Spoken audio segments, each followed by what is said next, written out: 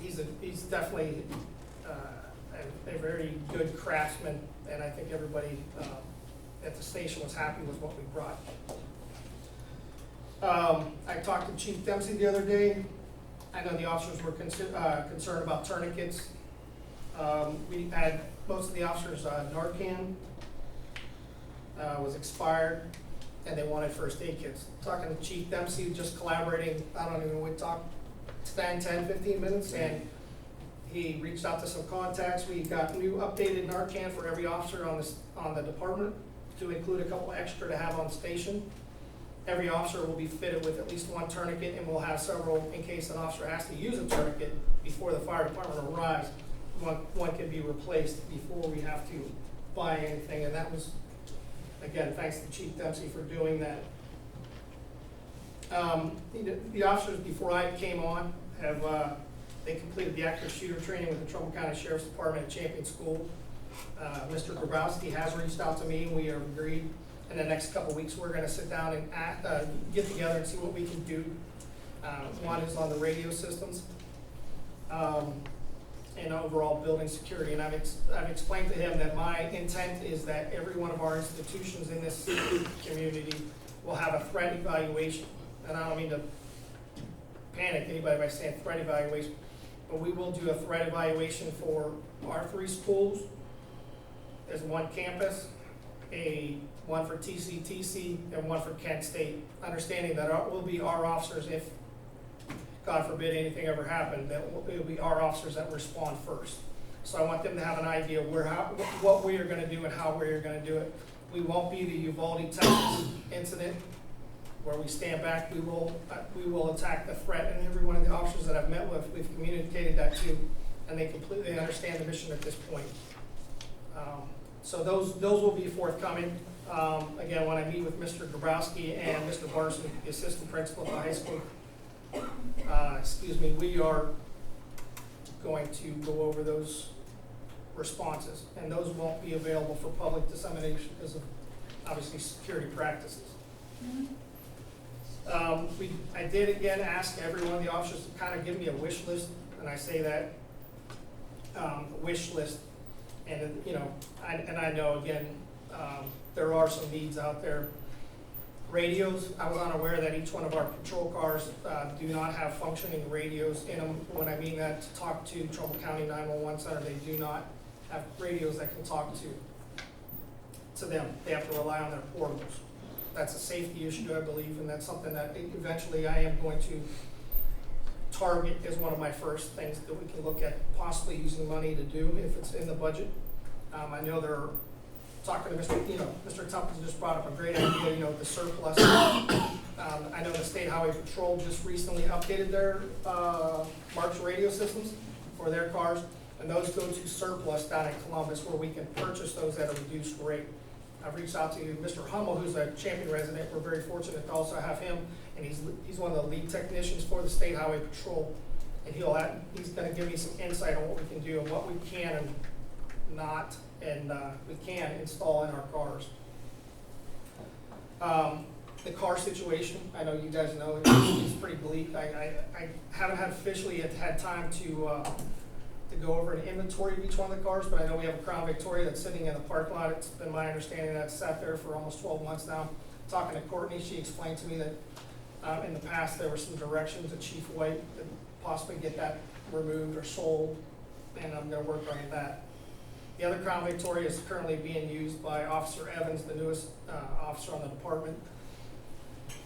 I don't have the exact mileage, but it's like Mr. Templeton was over there explaining about Sean's trucks. This car is pretty bad. The fenders are all rotted out, and there could be some safety issues with that. So at some point I'm going to be reaching out to Mr. Banks to see if there's anything that we can kind of think outside the box here to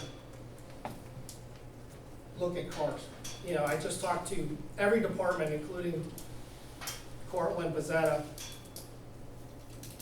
Lordstown, for instance. They ordered a car in February, March timeframe, and they just got a ticket the other day that said the car should be built sometime in October. Those are police cars, and obviously they have special braking systems. It's just not something you can generally buy from a dealership and put out on the street and put markings on. So that's a concern of mine, that how we're gonna be able to rotate our vehicle fleet and update it.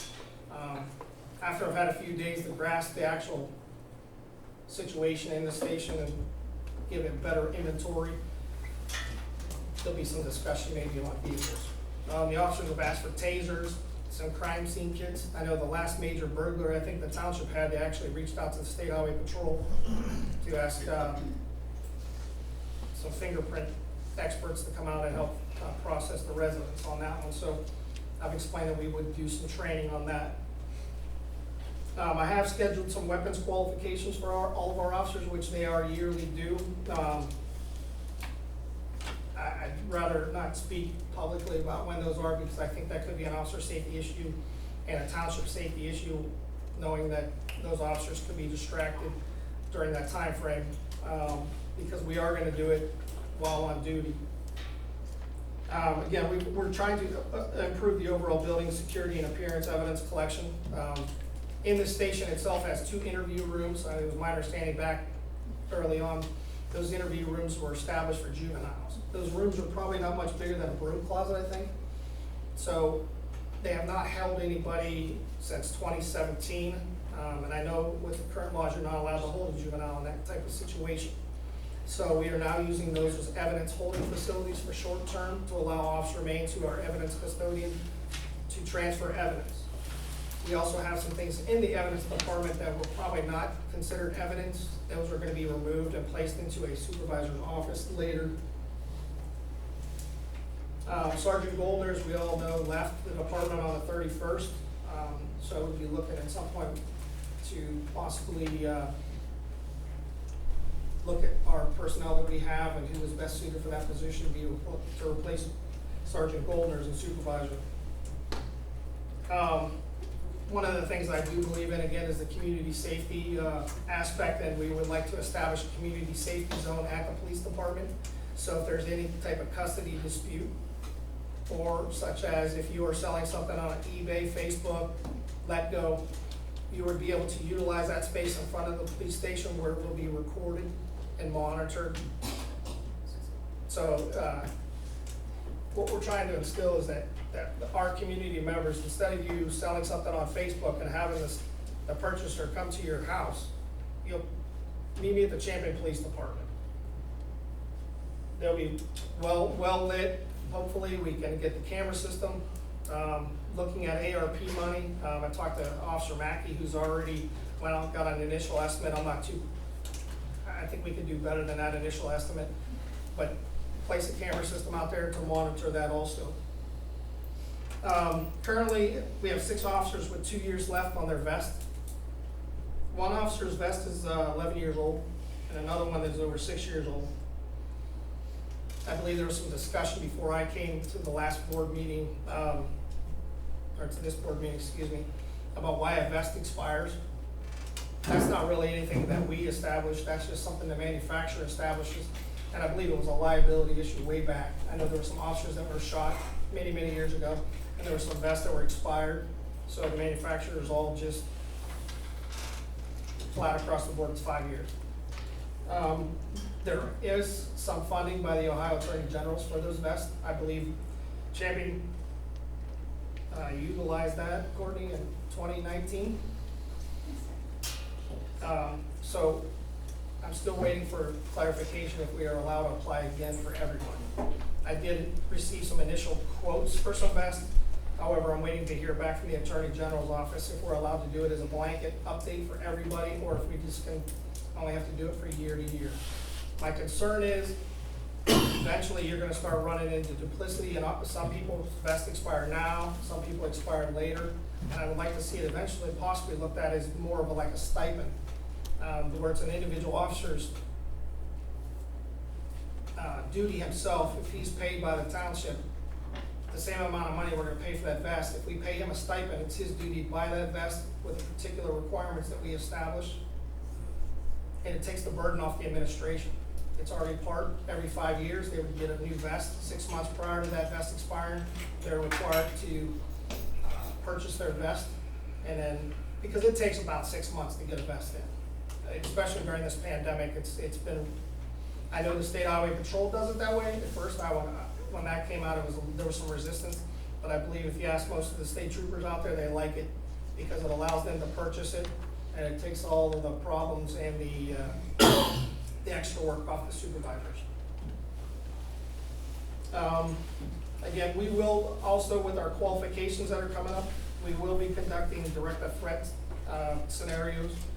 So, talking to Mr. Grabowski with the schools, we would like to utilize some certain scenarios to avoid a certain situation like Uvalde happening in our community. Currently, the officers for the month of August answered 345 calls.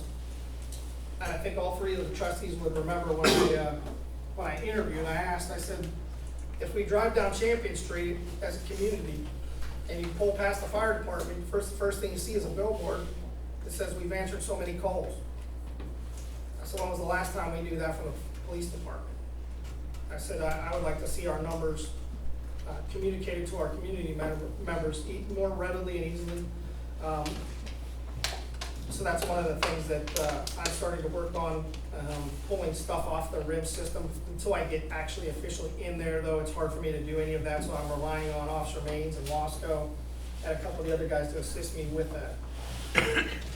They handled 69 incident reports for the month of August. I know 69, you can think that's not a whole lot, but it actually is.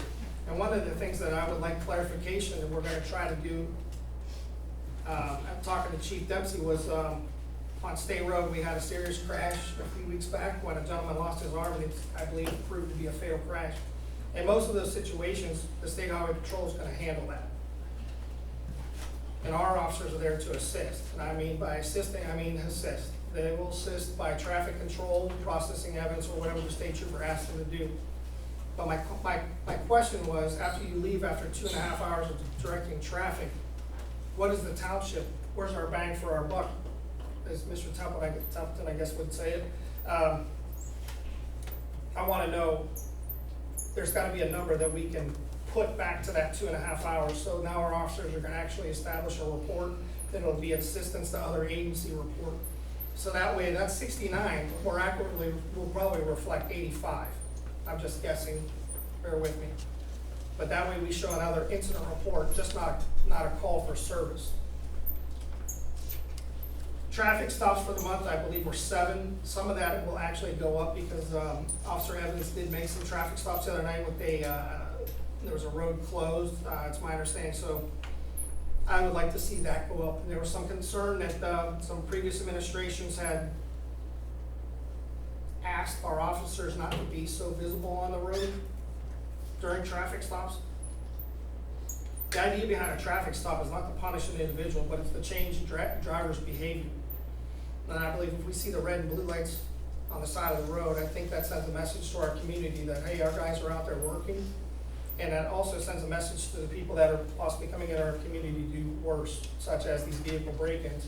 So I will be working with our officers to establish